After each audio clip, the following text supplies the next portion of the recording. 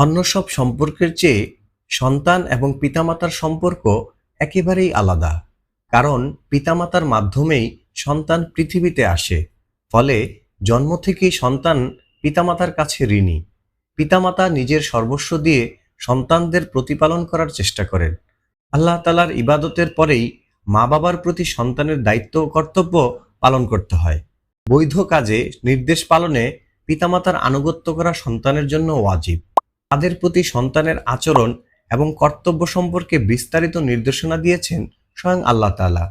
পবিত্র কোরআনে তিনি বলেন, তোমার রব নির্দেশ দিয়েছেন যে তোমরা তাকে ছাড়া অন্য কারো ইবাদত করবে না এবং পিতামাতার সাথে উত্তম ব্যবহার করবে। তিনি আরো বলেন, আমি মানুষকে পিতামাতার সাথে সদ্ব্যবহার করার নির্দেশ দিয়েছি। অসংখ্য হাদিসে মহানবী সাল্লাল্লাহু আলাইহি ওয়াসাল্লাম পিতামাতার প্রতি সন্তানের দায়িত্ব ও কর্তব্য সম্পর্কে বলেছেন। যেমন, পিতার সন্তুষ্টিতে প্রতিপালকের সন্তুষ্টি এবং পিতার অসন্তুষ্টিতে আল্লাহর অসন্তুষ্টি। মহানবী সাল্লাল্লাহু আলাইহি ওয়াসাল্লাম বলেন, আল্লাহ তাআলা তার ইচ্ছা অনুযায়ী সব গুনাহ ক্ষমা করে থাকেন, একমাত্র পিতামাতার অবাধ্যতার গুনাহ ব্যতীত।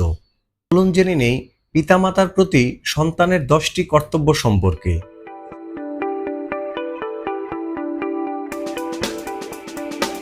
জীবিত অবস্থায় 5টি করণীয় কর্তব্য হল, তাদেরকে সম্মান ও শ্রদ্ধা করা।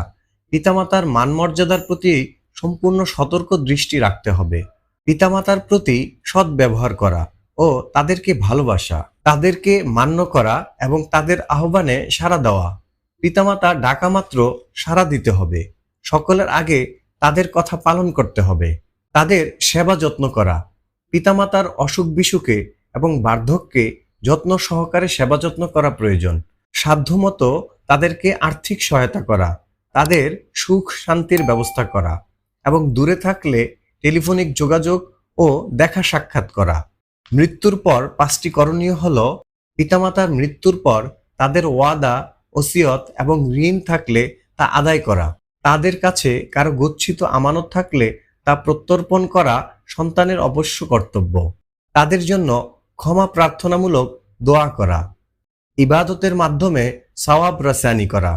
পিতামাতার আত্মীয় ও বন্ধুদের সাথে ভালো ব্যবহার করা এবং তাদের সাধ্যমতো সহযোগিতা করা। পিতামাতার অবর্তমানে তাদের বন্ধুবান্ধব ও আত্মীয় স্বজনের সাথে সদ্ভাব বজায় রাখা সন্তানের কর্তব্য। নিয়মিত মা বাবার কবর জিয়ারত করা।